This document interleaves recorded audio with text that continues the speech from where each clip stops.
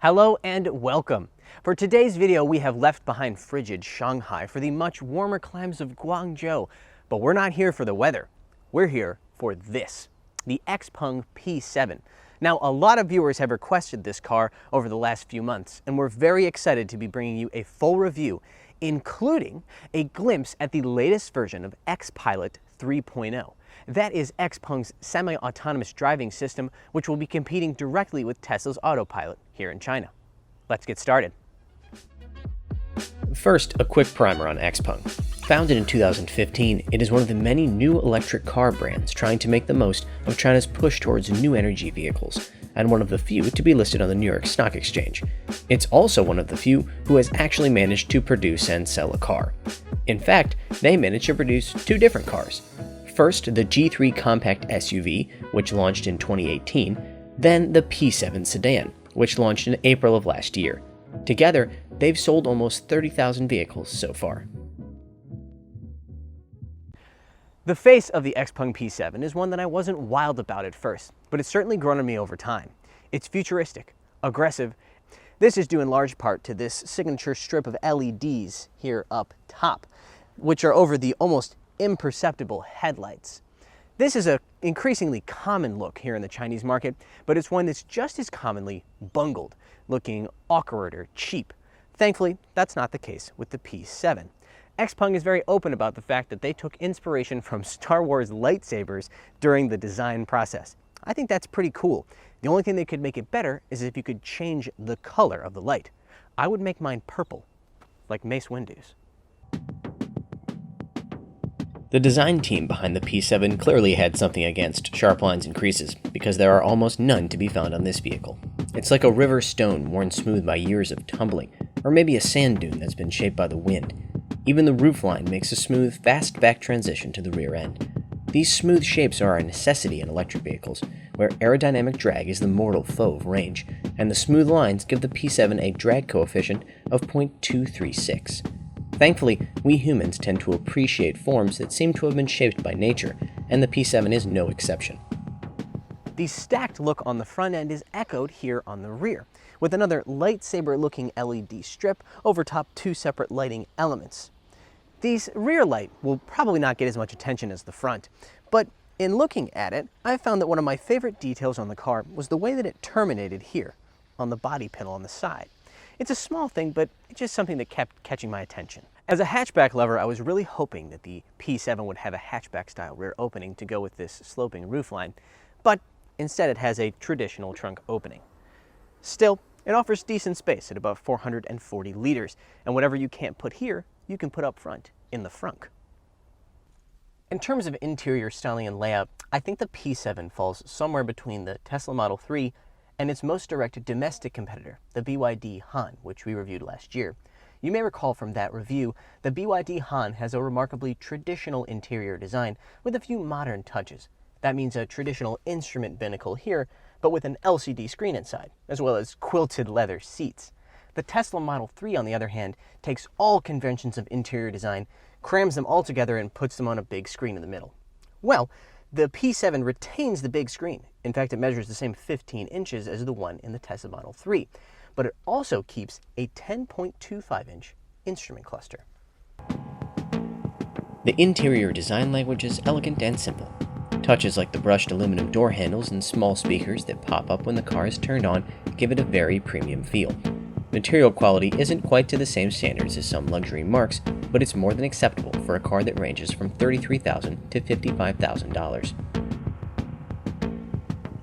The front seat of the P7 is among the most comfortable I've sat in for quite some time, both soft and supportive. Those pop-up speakers I mentioned before are part of the optional Dynaudio package, and also come with speakers built into the headrests. It's the closest thing to a surround sound system I've ever experienced in a car, and it's quite enjoyable.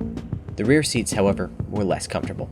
There was plenty of legroom, but the floor is quite high, and the bottom cushions are just a bit too short for long rides. The P7 makes good use of its massive screen by coming with tons of features.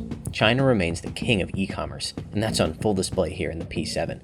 The Xmart OS offers a huge app market that supports a wide variety of popular apps, everything from news and entertainment to grocery shopping and vehicle maintenance. For those of you who don't want to mess with the screen, Xpeng released an update to the Xmart OS late last year with what they call the first all-voice in-car system. This thing can execute 10 voice commands about every 25 seconds. 你好，小屁。嘿，开车窗。好，主驾车窗正在打开。我有点热了。车里确实有点热，帮你调大冷风啦。我有点饿了。结果是第几个？第三。好的。为你找到2条路线，请选择。第一条。已为你选择第1条路线。As you can tell, the system is currently only available in Chinese, but Xpeng did debut an English version of their UI when the G3 went on sale in Norway. There are 3 versions of the P7, all of which are built on its Smart Electric Platform Architecture, or SEPA.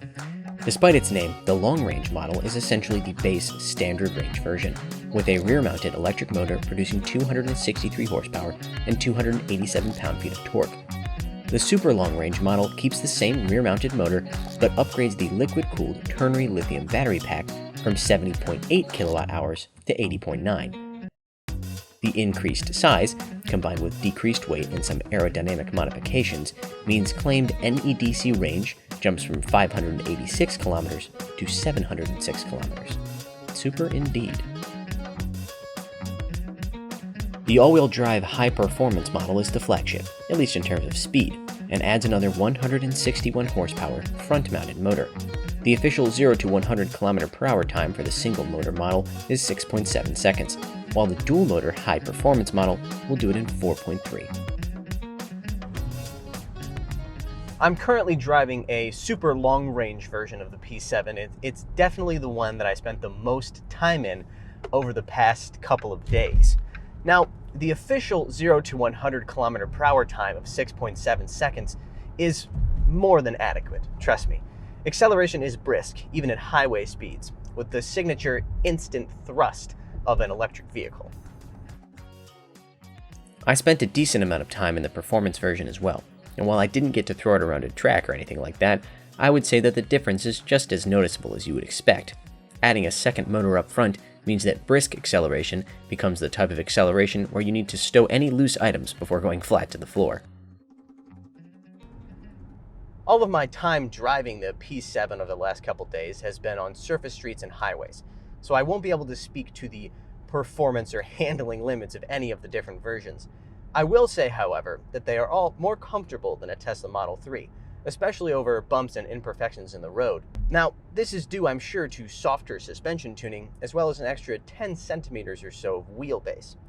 I will say that I wish that the regenerative braking was a bit more aggressive. Even in its highest setting, I found that one-pedal driving was a bit of a challenge. The cabin is also quieter, which is incredibly important in an electric vehicle. Electric cars make great commuters because the lack of engine NVH does wonders for making the cabin a more relaxing place to pass time, provided the vehicle is properly insulated, that is.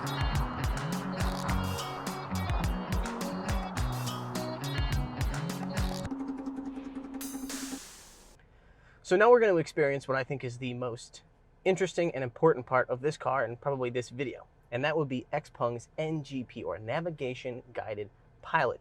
That's the name for their semi-autonomous driving system. Basically, here's how it works. You start by putting in a destination into the GPS, either with your touch controls or with your voice. It only has Chinese right now, so I'm going to do it in Chinese.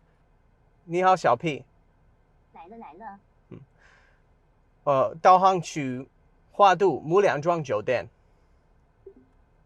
结果是第几个？ Now I select my route. 为你找到3条路线，请选择前方100米。 Okay, so as we set off here, I am completely in control.